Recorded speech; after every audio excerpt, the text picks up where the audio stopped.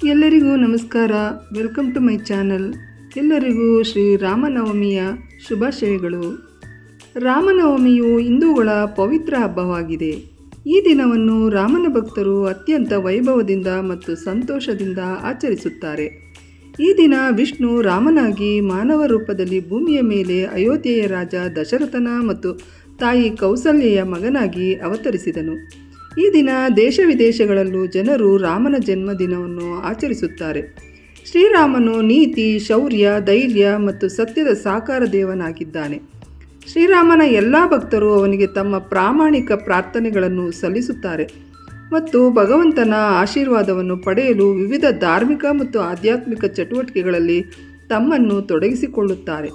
ಶ್ರೀರಾಮನು ತ್ರೇತಾಯುಗದಲ್ಲಿ ರಾವಣನನ್ನು ಕೊಂದು ಭೂಮಿಯ ಮೇಲೆ ಧರ್ಮವನ್ನು ಮರುಸ್ಥಾಪನೆ ಮಾಡಲು ಕಾಣಿಸಿಕೊಂಡ ವಿಷ್ಣುವಿನ 7ನೇ ಅವತಾರವೆಂದು ಹೇಳಲಾಗುತ್ತದೆ. ಹಿಂದೂ ಶಾಸ್ತ್ರಗಳ ಪ್ರಕಾರ ಅಯೋಧ್ಯೆಯ ರಾಜ ದಶರಥನು 3 ಜನ ಪತ್ನಿಯರನ್ನು ಹೊಂದಿದ್ದನು.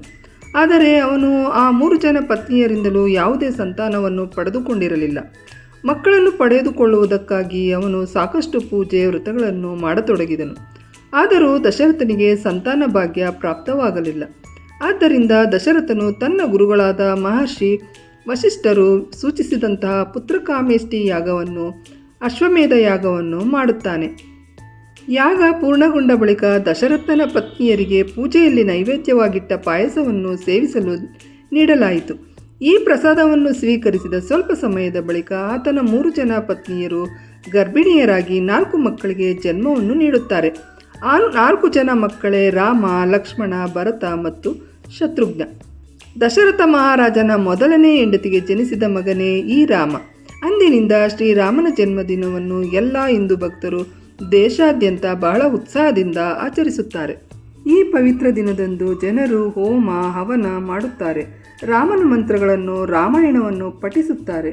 ಈ ದಿನ ದಾನ, ಧರ್ಮದಂತಹ ಪುಣ್ಯ ಕಾರ್ಯಗಳಲ್ಲಿ, ಧಾರ್ಮಿಕ ಚಟುವಟಿಕೆಗಳಲ್ಲಿ ತಮ್ಮನ್ನು ತೊಡಗಿಸಿಕೊಳ್ಳುವ ಮೂಲಕ ರಾಮನ ಆಶೀರ್ವಾದವನ್ನು ಪಡೆದುಕೊಳ್ಳುತ್ತಾರೆ.